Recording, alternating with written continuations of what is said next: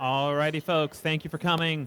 My name is Bob Madden, and I am going to talk about teacher ePortfolios telling their own story. How many of you are teachers in the audience? All right, so as you know, unfortunately, our profession has become a very political profession.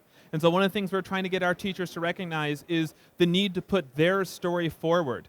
And so one of the ways our district and our district teachers have done that is by having teachers create ePortfolios through Google Sites. And that way they're able to show the wonderful things going on in their classroom. So thank you for grabbing the QR code, shorten URL down there, and I will have that back up on the last slide.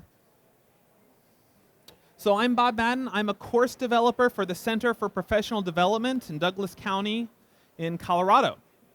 And basically what that means is our office puts out lots of courses to the 70 schools and 3,000 plus teachers in our district, and I make them pretty. Whether that's through Google presentation, whether that's through Moodle, whatever, it's my job to make them pretty, and my job to give input on helping them run smoothly and making them effective for the teachers. I've been a technology teacher in elementary. I've been an elementary music teacher. I've been a 4th grade teacher, a 5th grade teacher. I'm a Google certified teacher. I pretty much taught it all. I am the fortunate father of an 11-month-old.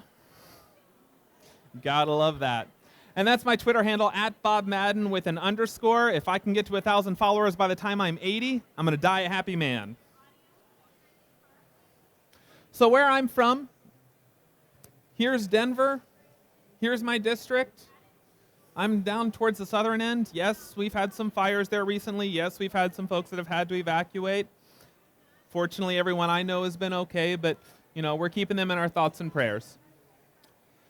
As you can see, it is absolutely ugly in my county. I hate living there. No, seriously, it's wonderful to drive by stuff like that every day. Our teachers are extremely dedicated. This picture was taken on one of the many Saturdays that our teachers come in to do professional development, to help define what a world-class education looks like. They are so giving of their time to each other and to the students of our district. And so we look at it as our job to make their jobs all the easier. And ePortfolios is one of the ways that we've tried to do that. So one of the changes this year in our office is we've had an increased accountability in PD. Why? Well, because we pay our teachers to learn. We give them a learning stipend. After 15 course hours, they get $300. But we're not just giving the money away for seat time, okay? We're asking them to create products from what they learn. So, essentially what a lot of our classes look like and what we coach our facilitators to do is to have a give and take with them. Give them some information, give them some resources, let them process it, let them synthesize it, and then create a summative product that can then be posted on their ePortfolio. Okay? This is an example of this is an example of a product from a course on blended learning. Okay? This teacher is showing how she's using the smartboard as stations. Another reason for the accountability in PD is our district has a strategic plan. Now, this is a guiding document that talks a lot about what instructional practices, what philosophies should be guiding our classroom practices. And so all of our PD, particularly the ones that have the learning stipend attached, are aligned to this document. We've also had a change in teacher accountability and the teacher evaluation. Teachers are evaluated along 6 standards: the outcomes they set for students, the assessments they use to measure those outcomes, and then the actual implementation and instruction. It's basically understanding by design. They're also measured along climate and culture, their professionalism, how they get along with their colleagues, what they've done to professionally grow, and student growth data. So along with tracking their PD, their products from their PD and their ePortfolio, they're also providing their principals evidence for these 6 standards. How many times have you had a principal evaluate you based on one half-minute, maybe half-hour walkthrough during the year? And I mean, it's great that they get to see something, but it's such a short snapshot. And so what we've been telling teachers is, this is another way for you to provide evidence. This is a way for you to advocate for yourself. Show them what's going on in your rooms. If you're doing some really awesome stuff around climate and culture If you took the time to develop rules within your classroom, take a snapshot of your classroom constitution and put that up there. That's evidence. If you did a really cool thing where you led like a book club or something, put the notes up there. Provide that as evidence for Standard 5.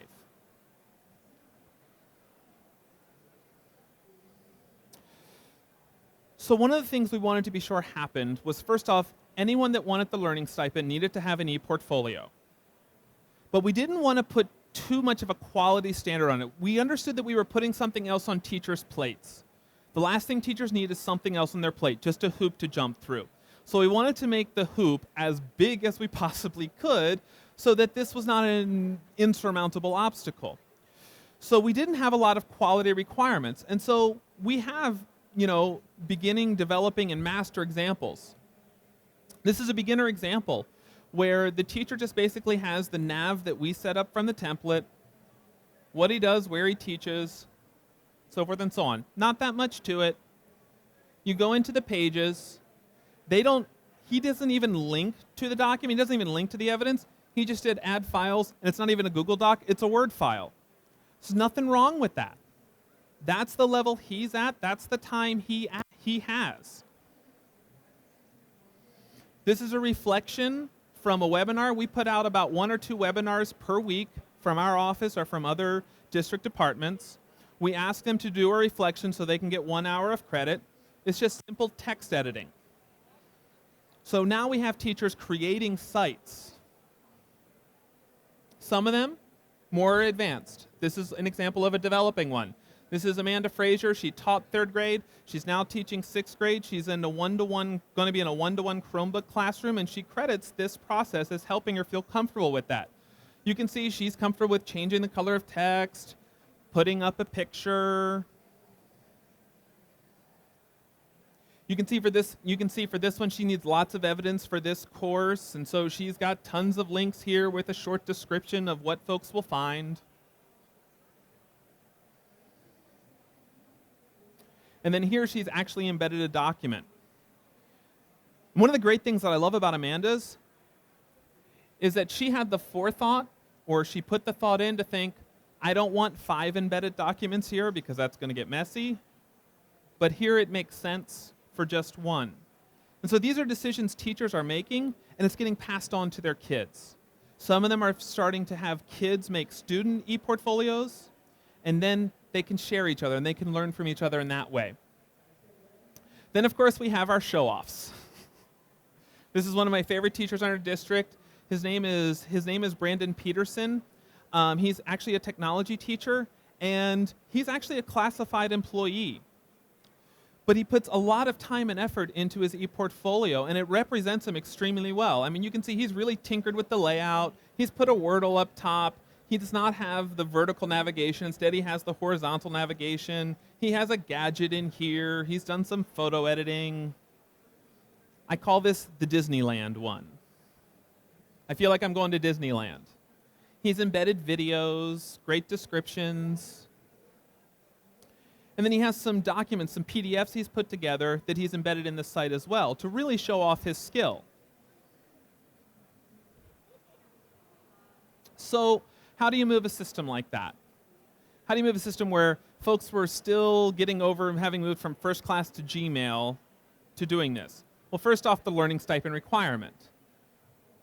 But secondly, we built I built a course in Moodle that has 4 2-minute videos that shows folks how to create a site, how to select the template that we built for them, how to put links in, and then how to edit the navigation. Just 4 things. And you think back to that beginning example, that's all he really knew how to do. But that's all we need them to do. Because we get that, and then we get teachers that start teaching themselves, and they advance to this.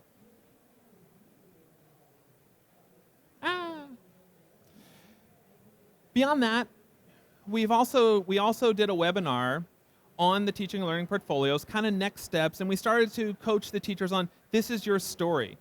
This is your turn to tell your side of things. And so these are two of my coworkers, Tiffany and Liz. They're here at ISTE as well. Wonderful people. Feel free to stop and talk to them about it. We put this one on in February. And then Liz saw the need to take things even further. So she built a course called Populating Your ePortfolio. It's really well attended. Teachers come on Saturdays for 4 hours to learn. And this one was one of my students back in September. She did a course on understanding by design, and hers looked like that beginner one. Just very sparse, not a whole lot to it. Taking the Populating Your ePortfolio course, you can see she has really expanded her toolbox. I mean, just look at the color, the layout, everything. She's done a really knockout job, and I love showing off her example. Really proud of the work that she did. But of course, Google is Google, and Google wouldn't be Google if Google didn't change things. If you don't like what Google's doing now, wait 10 minutes. Oh, I'm so sorry, friends. So of course, we had this wonderful course and webinar that taught folks how to edit their navigation, and then Google went and changed the navigation on us. So I was very fortunate. I didn't have the time to update the site, but one of our teachers was really passionate about this product, so she made the replacement video for me.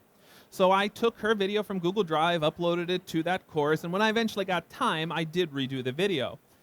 But it's great to see how much the teachers are getting excited about this project, how much they love to show off their ePortfolios to each other and help each other with them. So even when Google does make a change, they want to help each other.